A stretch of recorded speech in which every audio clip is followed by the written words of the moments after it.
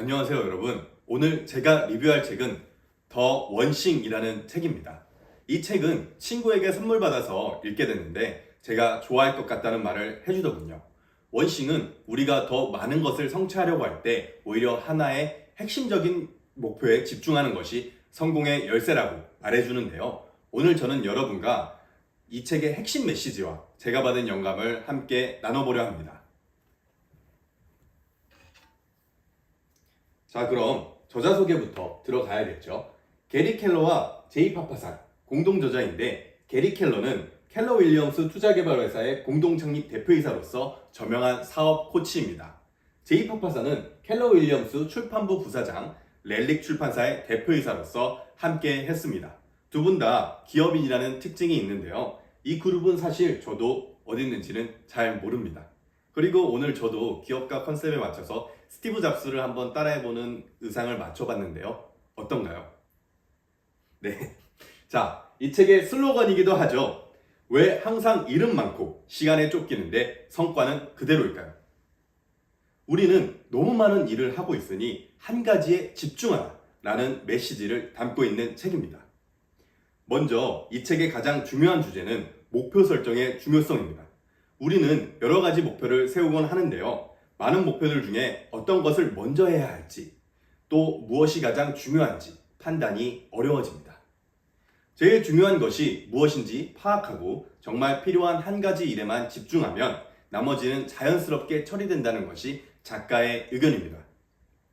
다음으로 이 책에서 매우 인상 깊었던 개념 중 하나가 도미노 효과인데요. 한 개의 도미노를 쓰러뜨리면 여러 개의 도미노가 차례로 쓰러지듯이 작은 목표부터 하나씩 실천해 나가는 것이 결국 큰 성과로 이어질 수 있다는 점, 아주 유용한 인사이트였습니다. 그리고 이 책에서 제일 중요한 질문, 모든 결정을 내릴 때 던져야 할 한 가지 질문을 제시합니다. 바로 오늘 다른 모든 일을 더 쉽거나 필요 없게 만들 나의 단 하나의 일은 무엇인가? 라는 질문인데요. 저자는 이것을 초점 탐색 질문이라고 표현합니다. 크게 생각하고 그 본질을 꿰뚫어라 라는 뜻입니다. 우리가 많은 일들에 치이고 방향을 잃을 때 나침반 같은 역할을 해주는데, 이 질문을 스스로에게 던지면서 지금 나에게 정말 중요한 것이 무엇인지 생각해야 합니다. 그리고 저걸 하고 싶다 해서 저걸 어떻게 이루지? 로 바꾸는 연습. 구체적이고 큰 것, 작은 것을 구분하고 구상하는 연습이 필요합니다. 한편 효율적인 시간 관리와 우선순위 설정도 이야기하는데요. 이를 위해선 시간 확보가 상당히 중요합니다. 한 가지 중요한 일을 하는 시간을 정해두면 시간은 부족하지 않다고 작가는 말합니다. 우리는 누구나 시간이 한정적이죠. 하루는 24시간으로 정해져 있고 모든 일을 다 할 수는 없습니다. 잠도 자야 하고 밥도 먹어야 하니까요. 이 책은 우리가 가장 에너지가 높은 시간에 중요한 일을 먼저 하라는 전략을 제시합니다. 불필요한 일에 시간을 낭비하지 않게 되는 것이죠. 하나의 활동에서 월등히 나은 결과가 나온다면 바로 그 하나의 행동에 월등히 많은 시간을 투자해야 합니다. 첫째로는 휴식 시간의 확보, 둘째로는 단 하나의 일을 할 시간을 확보, 셋째로는 계획할 시간을 확보하고 방해받지 않는 유일한 시간을 확보하는 것이죠. 매일 이렇게 따로 확보해둔 시간을 위해 아까 말한 초점 탐색 질문을 활용해보자는 겁니다. 여기서 중요한 포인트가 하나 더 있는데요. 의지력은 바로 한정된 자원이라는 것입니다. 의지력은 무한으로 사용할 수 있는 자원이 아니라 한정적이고, 어떤 결정과 선택을 거듭하다 보면 우리의 의지력은 점점 더 소진됩니다. 의지력을 의식적으로 보호하고 의지력이 가장 높을 때 가장 중요한 일을 처리해야 한다.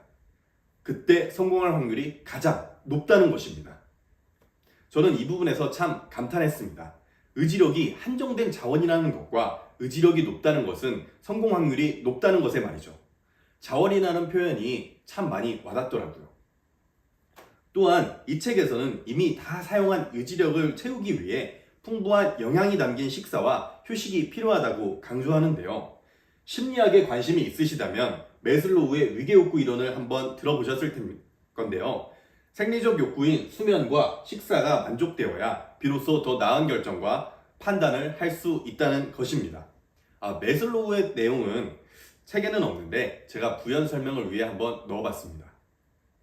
따라서 필요한 의지력을 재충전하려면 잘 쉬고 잘 먹고 나 자신을 잘 돌봐줘야 합니다.